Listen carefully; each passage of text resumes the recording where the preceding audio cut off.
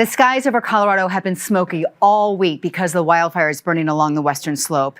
And hazy is also a way to discuss the future financial situation within Colorado amidst pending tariffs with our state's two biggest trading partners.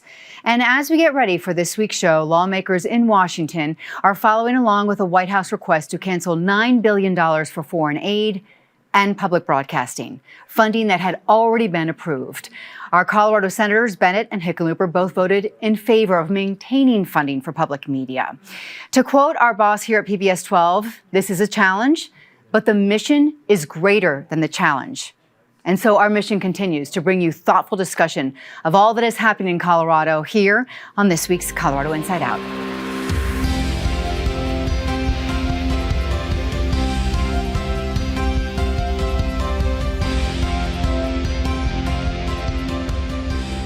Hi, everyone. I'm Kyle Dyer. Let me get right to introducing you to this week's Insider panel. We start with Patty Calhoun, founder and editor of Westward, Penfield Tate, Denver attorney and community leader who served in both the Senate and the House of the Colorado Legislature, Amber McReynolds, National Election Administration expert and former director of elections for the city and county of Denver, and Carly West, the newly named executive director of American Petroleum Institute in Colorado.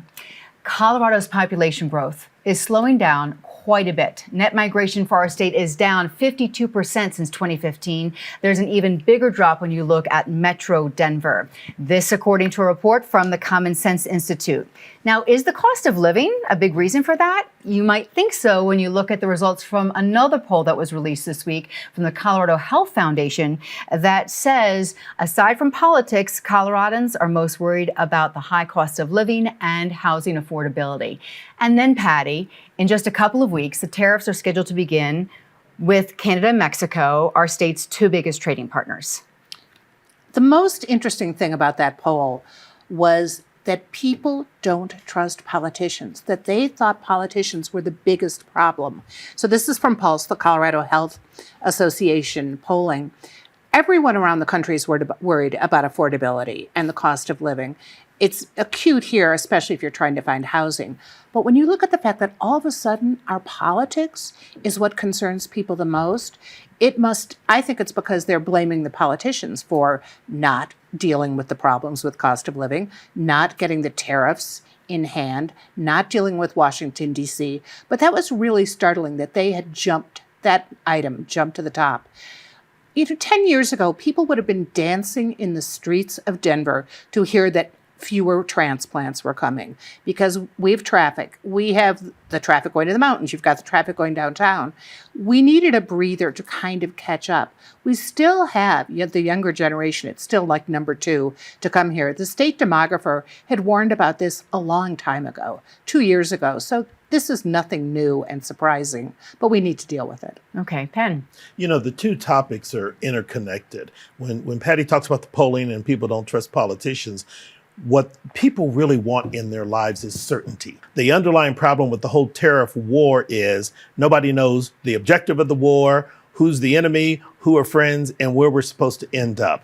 We're in a situation now, Colorado, Illinois, New York, a number of states are trying to evaluate what's going to happen with their budgets because they have such robust trading relationships with Canada and Mexico, who are now the bullseye of the president. And it's going to be ironic because in Colorado, who's going to get targeted is the ag community because they're the ones who really rely on the trade surplus we have in terms of dealing with those states. In terms of the population growth, I think it's kind of funny because for several years, I believe Colorado has been what I call a churn state.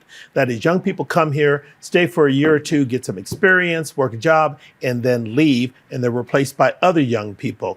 The difference now is that when these young people are leaving, they're not being replaced by as many young people coming in. And I don't know if that's a good or bad thing. Mm-hmm. Amber. Half of the state's population of voters now are unaffiliated. And I think that further demonstrates the frustration that was shown in the poll about the partisan politicians, because that's who's in charge at the state legislature and at all branches is partisan, either one member of one of the private party clubs. And I think that voters now at record numbers, not only here, but nationally, kind of demonstrating that they don't approve of that makeup is to me coming through in that poll. The second issue, as someone who is raising children and middle school age children, affordability is definitely really important, and I think that that's an important aspect of why people aren't moving here. But also education, livability. It is really hard to drive across this town right now with children and multiple activities, and the quality of life associated with that is really difficult for parents. And I think that that is a factor that people are weighing when they're thinking about moving here. Okay. And Carly. You know, when we talk about tariffs and the cost impacts from that are really out of our hands here in Colorado, there are a lot of things that are firmly within our ability to change for good or for bad. When I think about affordability, energy costs is a huge part of that. It impacts every family, every business, and it's not just the bill you're paying, it's the cost of all of your goods and services and down the line. So it's really core. And there are a lot of things that we have done as a state that has dramatically increased the cost of energy here. Over the past 15 years, 150 statewide mandates that have made requirements that all add up to additional costs. The state's own modeling shows that we expect electricity prices to grow 3 times the rate of inflation. So while there's a lot of things that are out of our hands, there's a lot of things that are firmly within our ability to change. And on some of those affordability issues, we like to talk about them a lot, but we need to be looking in the mirror. Okay. All right. You know, with all of the financial concerns out there, State Representative Tammy Story of Conifer called Governor Jared Polis tone deaf this week in regards to his plan for an expensive pedestrian bridge outside of the state capitol to mark Colorado's 150th birthday next year. She's not the only one against this project. And so this week, the governor is asking all of us to tell him what we think by filling out an online form regarding the proposed 150 pedestrian walkway. I'd like each of you to answer the questions. I don't know if you've done so online yet. Okay, so there are only 4 questions. The first one being, should Colorado proceed with the proposed 150th anniversary walkway at the state capitol complex in Denver? Yes or no? No. And remember, this isn't an essay test. Yes or no? Yes. Okay. No. No. Okay. If Colorado does not proceed with the walkway, would you like to see A, a major 150th anniversary project in Denver, B, several smaller scale anniversary projects in different parts of our state, or C, no anniversary project at all? Patty? B. Okay. B, small projects around the state. B, and can I add one that's happening already that there's no cost to taxpayers for, and that is next year there's going to be a 150 anniversary stamp released by the United States Postal Service, and the ceremony will happen here. There'll be and it's going to be actually from artwork from a Colorado artist. Okay. And Carly? B, and I'm so excited to hear about the stamp. Yeah. If Colorado does proceed with the walkway, would you like to see A, the full walkway built as planned, B, the walkway scaled back to a smaller project? If you can't say no, I'll say B. Okay. Scale it back. B. Okay. B. Okay. B. All right. And then the last question that's on the poll, 2026 is right around the corner. Are you more excited about A, Colorado's 150th, B, the U.S.'s 250th birthday, or C, both? A. Oh, C, both. okay. C. Both. Both. Okay. So, Penn, you've worked in this building. What are your thoughts on this project? Where do you think it's going to go? You know, I was surprised the governor decided to do a public poll to give him guidance on whether to do the project, since it's been out there spinning around for so long, particularly when I think historic Denver and the Capitol Hill neighbors and a number of other constituencies have opposed it. But here's the bottom line. If the press reports are accurate, 5 of the 6 members of the Capitol Development Committee are opposed. It's dead in the water. I wonder how many people are actually going to use it. Are there really going to be a lot of kids down there being able to see this and celebrate this and what have you? And so I would prefer projects that maybe don't cost as much money, but could be celebrated statewide and really give direct access to all of Coloradans, not just those that have a chance to come down to the state capitol or be in that area. Because I just question how many people around Colorado actually come there and how often. Mm-hmm. So I started working in the state capitol building when I was an intern more years ago than I'm going to actually name here. But one of the things that I've always loved about being in the Capitol building is the view from the West Steps across the lawn, that the city and county building with the mountains in the background, it is just a truly iconic Colorado image. And I just have a hard time, being a little bit old school, wrapping my head around having that view be different in a substantial way. And Patty? Well, that's true because it was designed as the City Beautiful by Robert Spears. So it's a beautiful vista. This would not contribute to making it more beautiful. But I like the fact that Polis, by proposing this, has actually connected the state in its hatred of it. And I think that's good. Going into the next year, Colorado has something to celebrate, 150th year of statehood, that we can maybe come together as a state when the country is so divided. I can't even imagine, besides the stamp, what will happen in the 250th year for this country. But in this state, I think we can replace this with something that truly would connect people, bring them together. So good for the governor so far. He has brought people together just in opposing this. Okay, and everybody, you have until midnight on Monday, this coming Monday, to submit the form. It's co150walkway.com.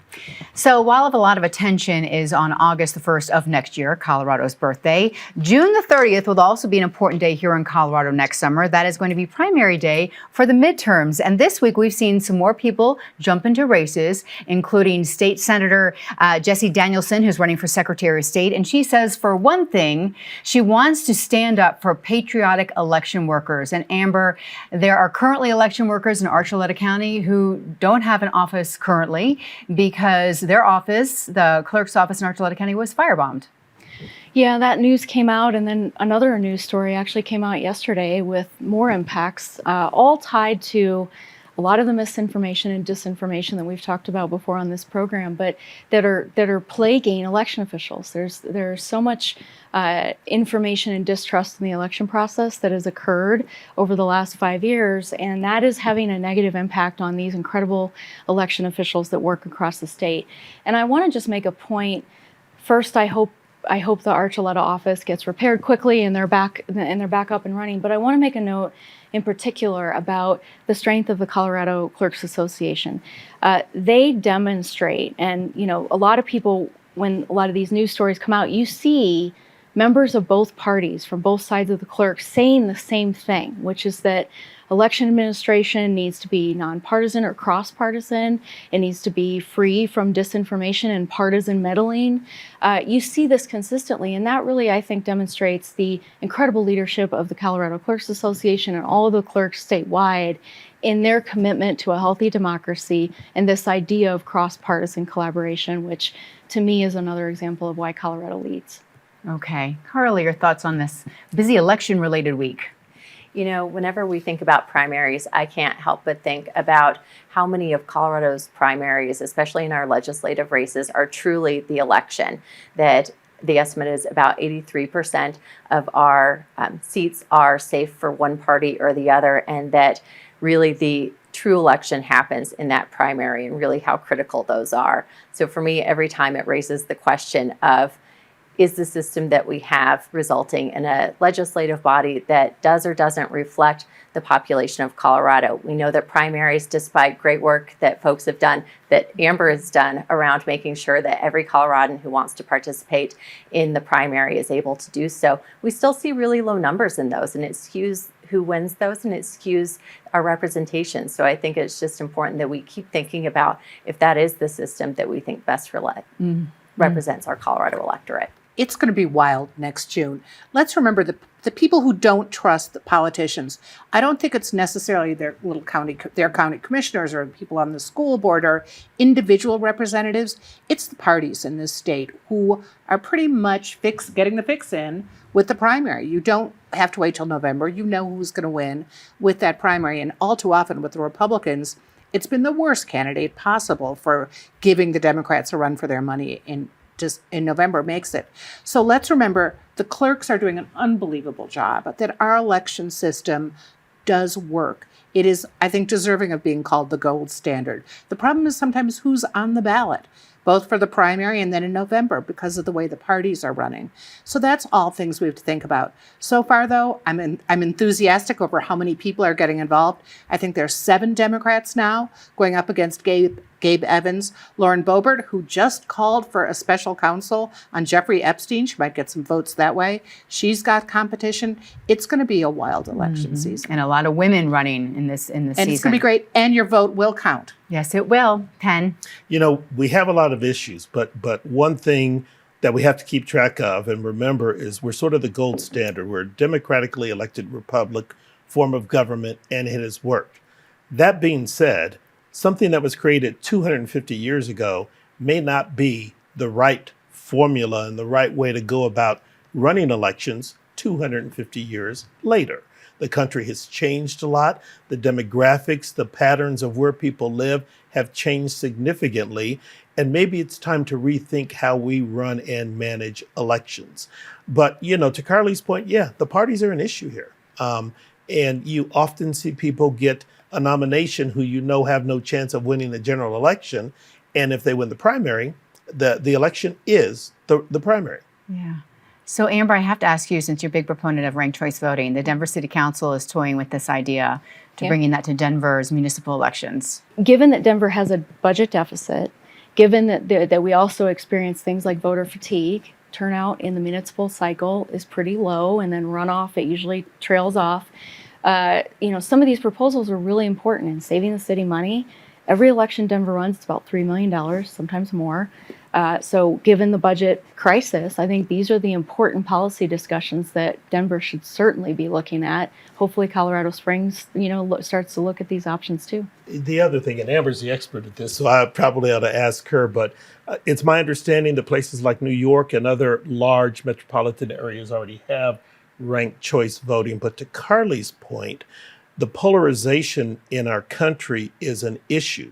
And it seems to me ranked choice voting is a way to moderate the impact of that, because you can vote for your favorite, your second, your third, whatever, and you get a different set of candidates running, but I certainly think you get a different set of people winning elections with ranked choice voting. Well, and it isn't necessarily winning, it's you're changing the politics. So like you as a candidate, if you know that someone's putting someone else first, you're going to say, well, you know what? I'd really like you to put me second, and here's why, and here's all the reasons from a policy perspective.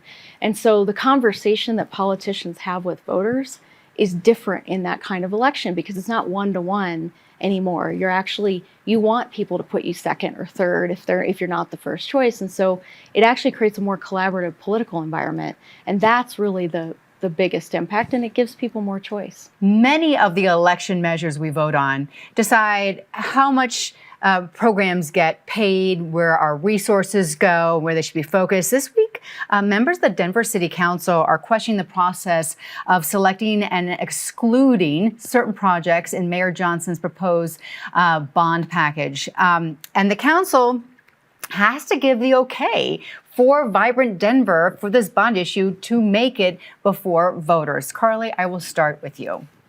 So as I look at that bond measure, what I keep thinking about is the fact that it's full of a lot of nice to haves, but Denver really needs to be thinking about our have to haves. We need to be thinking about revenue and solving the fundamental challenge that we are having around the city budget. And I don't think that we start solving that until we really address downtown vacancy rates in our commercial space, hovering around 40%, and what it takes for companies and workers to want to be downtown, to be visiting those restaurants, to be out on the street, and to make an inviting space for all of those visitors who are coming to our convention center. And so while I'll let others debate the good projects and the less exciting projects on the list of the nice to haves, I really just want to make sure that we continue to double down on the focus on the have to haves, which is a safe, inviting downtown that people want to be in, workers and visitors included. That's a thought. Patty. I just did a second round on my suggestions for bringing back downtown, where I was Wednesday night. If you haven't been downtown, go to Union Station, sit on the patio. The place looks great. And the conventions, we're having a record year for conventions. People coming in, people dropping some money if they can figure out where to do it. Like Bombshells is open till 2 a.m. I just noticed the kind of the military hooters. But we have big issues in this town, and I think one of the problems is how vibrant Denver was proposed. Council people aren't happy. It's just like the affordability proposal before. They don't think this really listens to them and their neighborhoods. I also think we're going to have very upset constituents who are looking at the sidewalk fee and the parking fees and the trash fees and are looking at, even if this isn't supposed to come out of their budget, it's going to affect their bottom line. Were you out to 2 a.m. at this bar? At Bombshells, I was not, although I have been at Bombshells, I'll say. Okay. All right. Penn, I know you're involved with one of the projects that could get a lot of money from this. And in the future, Patty, decline to answer the question and refer to your counsel. I'll represent you on that. Yes, I've been invested in and involved in the Park Hill Golf Course project for the last 8 years. I want City Council and the mayor to put it in the Vibrant Denver package. I wanted to get significant dollars, like $75 million, because you're taking 155 acres of land that's been neglected, and you've got to save it and restore it before you can turn it into something else. But, Carly makes a good point. The one thing we have to remember about downtown is downtown Denver is not just downtown Denver, it's downtown Front Range. So many suburban and surrounding communities don't really have a downtown. Downtown Denver is their downtown, so it has to work for all of them. But I would also caution us, part of what makes downtown vibrant is people live in proximity in neighborhoods that they find inviting and safe and welcoming and having certain other amenities like a big 155-acre park that's being activated. Okay. Amber. Well, a couple of thoughts on this. So first, downtown, and I live downtown with small children, and I ended up moving out of downtown because it's not workable for small kids and families and children. It was never designed with that in mind. It was designed for kind of the single person or a couple that would move into Denver and have a job downtown and then maybe move out of Denver. So I think that it's really important that these bond projects and really anything that gets referred to the voters thinks about all of Denver, but also thinks about and prioritizes the future of the children of Denver that are growing up in a city that's hard to get around right now. There's not a lot of access to sports, at least in the core of downtown. You have to go almost to the airport and south. And, so for parents and just thinking about livability, I think it's really important that we think about the experience of families and children as we think about these big projects that are going to be key for making sure that Denver is vibrant for the future. You're not going to chime in about your park? No. Bombshells right at the entrance to the park. You'll get people going in all the time. Until 2 o'clock in the morning. Shake them down for that money.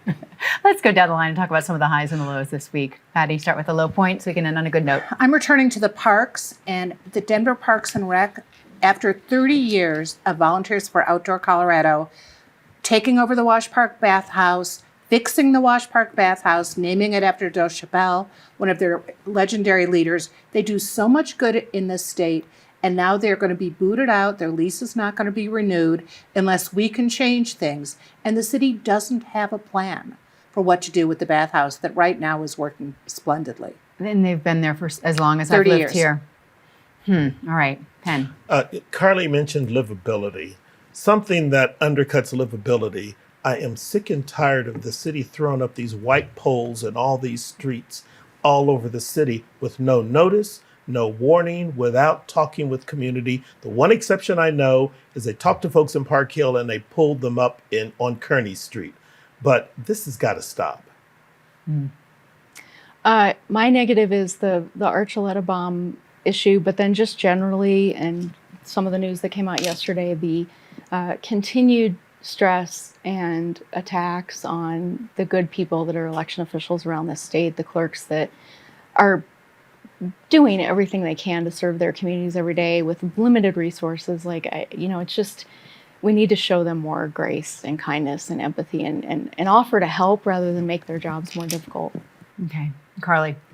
I read the Westward's piece this week on Denver haunts that are no longer with us. And it was a sad walk down memory lane for me. So in remembering those places that were really near and dear to my heart in my youth, and thinking about the challenges that our businesses are having, particularly on Colfax, but downtown in general right now. I just really hope that we are focused and that the young people who are out today are making sure that those places survive. I know. I love that article. It was sad, bittersweet, but it was fun to go through it. Patty, something good. Tomorrow is Dana Day at Larimer Square. When you think about the kind of vision and energy we need to bring back downtown, remember what Dana Crawford did. Yep. Okay. Just to thank you to the people who put on and run the Black Arts Festival. It was a great weekend. It was well attended last week, and we had good weather. Good. Good. Well, I will use this to celebrate an entity that is older than the United States itself, or certainly Colorado, and that's the United States Postal Service. So the Postal Service is actually 250 years old this year. And next week, we are releasing our 250th anniversary series of postal stamps. I'll be in DC for that.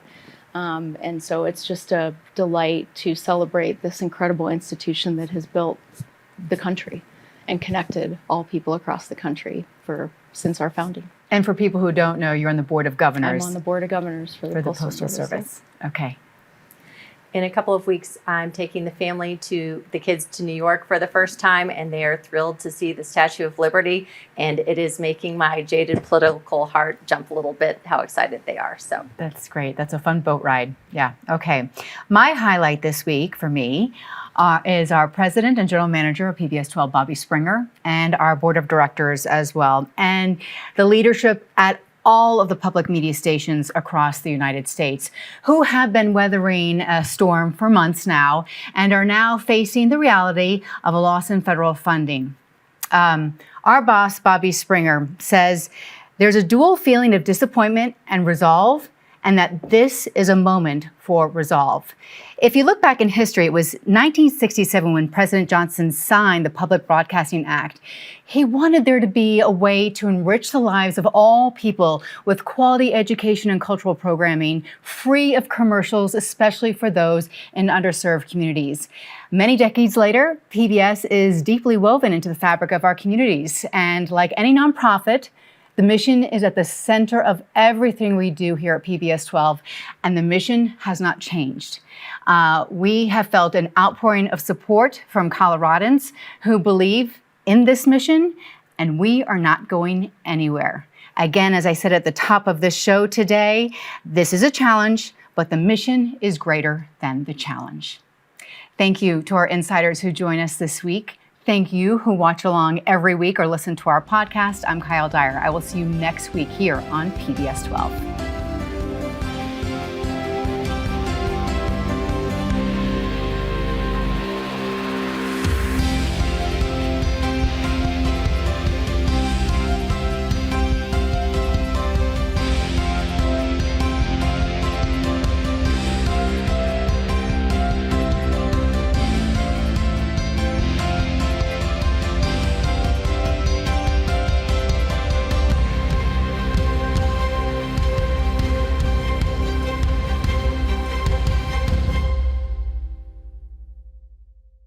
PBS 12 believes in the power of original, local programming. Help us bring more shows, like the one you just watched, by donating at pbs12.org/program support today.